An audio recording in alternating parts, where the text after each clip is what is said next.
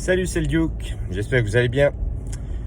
Eh bien, nous voilà arrivés à ce que j'avais dit et ce que beaucoup de personnes, de toute manière, qui sont un tant soit peu éveillées, ont raconté. Donc, nous sommes aujourd'hui vendredi 13 mars 2020. Et qu'est-ce qui se passe? On est en train d'assister à un scénario, c'est du jamais vu. Enfin, il y a déjà eu quand même des trucs pires que ça, je veux dire des déclarations de guerre et tout ça. Mais là, nous sommes quand même dans un scénario de dingue.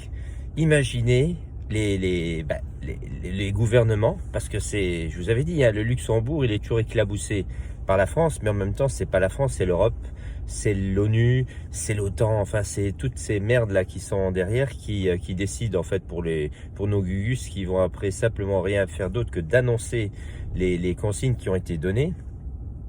Donc, on est en train d'assister à un scénario de dingue où les gens donc sont appelés à rester chez eux.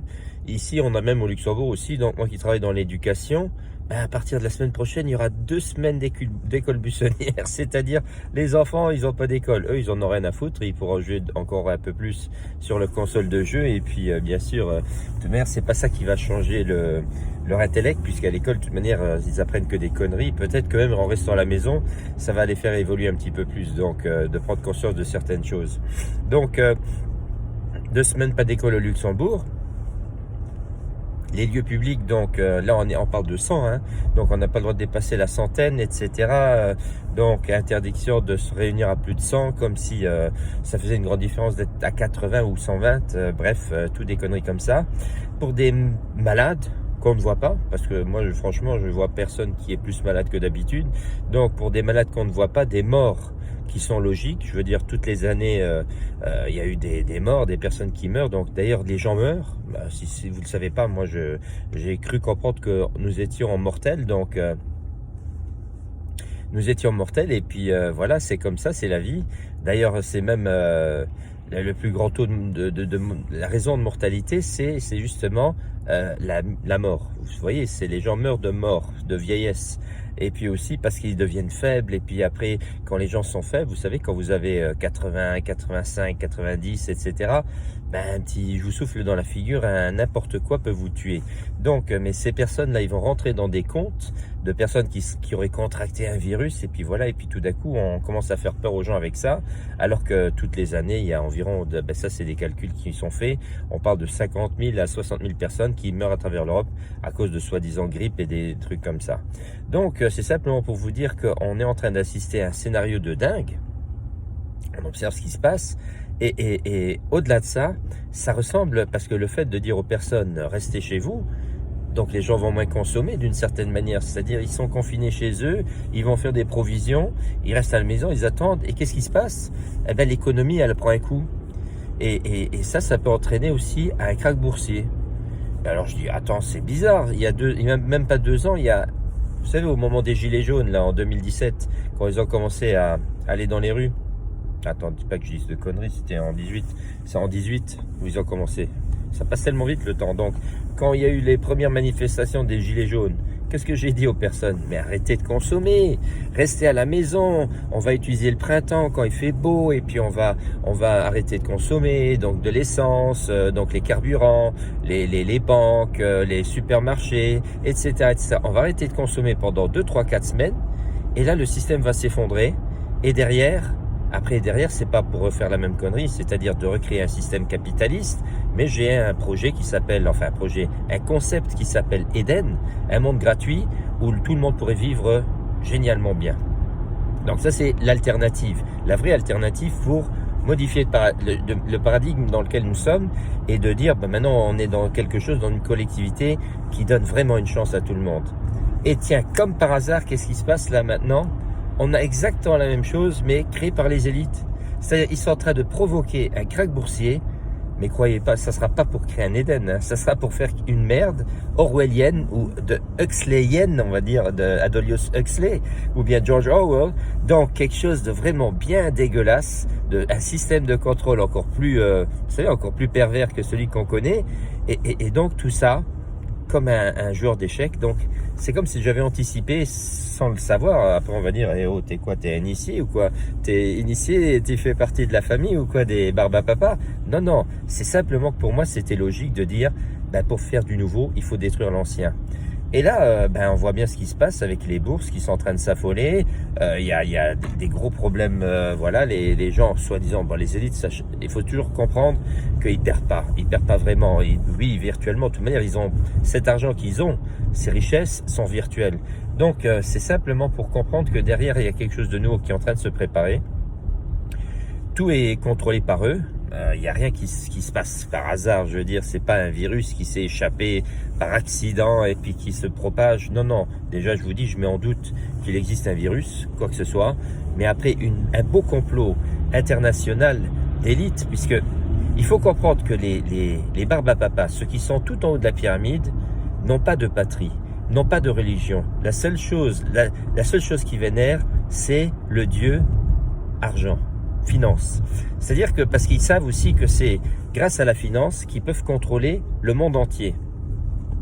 C'est pas pour rien que toutes les banques centrales sont des banques Rothschild. Il reste encore quelques villages gaulois, qui est la Corée du Nord, je ne sais plus, la Syrie, si je ne me trompe pas, Cuba, qui n'ont pas de banque centrale, qui appartient à Rothschild. Mais c'est simplement pour vous dire que eux, ils savent exactement, ce sont des internationalistes, et donc nos dirigeants, nos présidents ne font rien d'autre que de suivre les consignes de ces personnes qui sont plus haut placées, bien sûr, que nos présidents, nos premiers ministres, parce que chez nous, on a un premier ministre, etc. Donc, ces personnes qui, soi-disant, dirigent le pays, non, non. Pour vous donner un exemple, vous avez peut-être entendu cette séquence où il y a Philippe de Villiers, ancien ministre français, qui raconte à la radio, il dit ouvertement, il dit « Un jour, j'étais en train de marcher dans un couloir avec François Fillon. » Je vous ai remarqué quand même que c'était un premier ministre français, c'est pas n'importe quoi. Et ils étaient en train de parler, bien sûr, ils étaient en train de discuter de choses et d'autres concernant la politique. Et là, Fillon l'arrête et lui dit « Tu sais, quoi qu'on fasse, de toute manière, ce sont les Bilderberg qui décident pour nous. » Intéressez-vous aux Bilderberg si vous ne connaissez pas ce que c'est. Donc, et c'est là qu'on voit qu'on a affaire à des instances qui ont plus à dire que les gouvernements. Et c'est pour ça que quand on parle d'un complot, entre guillemets, international, visant à modifier la structure du monde dans lequel nous sommes, parce que le système économique, il est en train de s'essouffler, il fonctionne plus comme il a fonctionné maintenant depuis des siècles. Donc, ils sont en train de switcher, c'est-à-dire de passer d'un paradigme à l'autre. Et pour ça, bien sûr, il y a plein de petits éléments très intéressants qu'il faut intégrer, dont la mise en place de la 5G pour un système de contrôle encore plus grand, plus vaste à travers le monde, puisque c'est partout où on veut installer ça. Donc, on va même pas parler des problèmes sanitaires, des problèmes de santé que va engendrer la 5G. En même temps, ils s'en foutent. C'est-à-dire, ils connaissent aussi les lois de la nature qui veut que ça sera toujours les plus forts, les plus résistants qui vont survivre et les plus faibles, bah, ils vont tomber. Je veux dire, une fois que les antennes vont être allumées, il y a les forts qui résistent et les faibles, bon, les forts, ils seront de toute manière à la merci des lobbies pharmaceutiques, mais les faibles, ils tombent et puis voilà. On n'a plus besoin de cette masse d'esclaves humaines, donc parce qu'elle est remplacée tout simplement par des machines, par des robots. Et donc le sujet transhumanisme suit derrière. Donc à partir de là, bon, après on peut dire que j'exagère et que voilà, que j'invente. Bah oui, c'est vrai que quelque part j'utilise mon imagination pour pouvoir imaginer le plan stratégique de joueurs d'échecs en pensant comme eux, c'est-à-dire bah, si on veut comprendre ce qui se passe dans la tête d'un tordu, il faut aussi pouvoir penser tordu. Et avoir des pensées tordues, ça ne veut pas dire que je suis un tordu, mais c'est simplement que je ne tourne pas le dos à ma part obscure. Si je voudrais contrôler encore mieux le monde dans lequel nous sommes, ben je vais pas penser comme un bisounours, comme un New Age qui dit nous sommes tous frères, on s'aime tous. Eux, ils en ont rien à foutre de la masse. Ce sont des personnes qui contrôlent le système depuis toujours. Enfin, depuis des siècles et des siècles, en tout cas, je dirais, au moins depuis la Renaissance. C'est là que vraiment ils ont ce que j'appelle donc les barbapapas. Donc après la culture kémite qui contrôlait le monde, donc c'est-à-dire le peuple noir, on est passé aux sémites, donc la race blanche. Et là, on va parler pas simplement des juifs, bien sûr, mais de tout ce qu'on appelle le Proche, le Moyen-Orient et tout ça. L'Orient, un petit peu moins. Quand on parle de sémites, on est vraiment dans cette bande qui se trouve là. Donc, à partir de là, on comprend que ce plan, Ben, on peut dire c'est du n'importe quoi, tu es en train de divaguer, tu dis n'importe quoi, mais j'en parle déjà depuis au moins minimum plus de 15 ans. Plus de 15 ans, j'explique qu'il y a quelque chose qui est en train de se mettre en place. Je ne suis pas le seul à en parler. Bien sûr, dès qu'on en parle, pour les moldus, les personnes qui s'intéressent à rien ou qui pensent vraiment que ce que la télé va dire, c'est la vérité absolue, ben on passe pour des complotistes et tout ça. Mais petit à petit, le nouvel ordre mondial fait son nid. Donc, on est en train d'observer que vous pouvez aller de ville en ville, les plus grandes villes de ce monde, tout à la même enseigne. On a toujours les mêmes sociétés, les mêmes marques, etc. Donc, si ça, c'est pas une uniformisation du monde qu'on est en train d'observer autour de nous, avec des pays qui étaient soi-disant libres avec leurs propres lois, qui ont fusionné dans des groupes qu'on va appeler l'Union nord-américaine, l'Union sud-américaine, l'Union européenne, l'Union africaine, l'Union asiatique, et à partir du moment où j'ai déjà créé des unions, c'est-à-dire des instances qui ont plus à dire que les pays proprement dits, ben si maintenant si je me retrouvais avec 150 pays à fusionner, c'est pratiquement impossible. Mais si je me retrouve à avoir simplement fusionné 5 unions, eh ben je me retrouve avec un nouvel ordre mondial, etc. Donc je vous dis, si vous n'avez pas la possibilité de penser comme un joueur d'échecs, c'est-à-dire de pouvoir anticiper les coups à l'avance pour en faire un échec et mat, et nous donc c'est toujours nous le peuple qui perdons apparemment, puisque nous n'avons pas, et je l'ai expliqué encore pas plus tard qu'hier dans une de mes publications, si on veut les battre, il faut s'élever intellectuellement à leur niveau, de ne plus tomber dans les pièges. Demain, on vous propose une puce, on vous propose un vaccin, mais vous les envoyez bouler. Mais unanimement, les gens doivent aller en Espagne s'il faut, encore un dernier achat en Espagne, une paire de couilles, et puis fini. Il y a personne qui a m'imposé un vaccin, il y a personne qui m'a imposé une puce.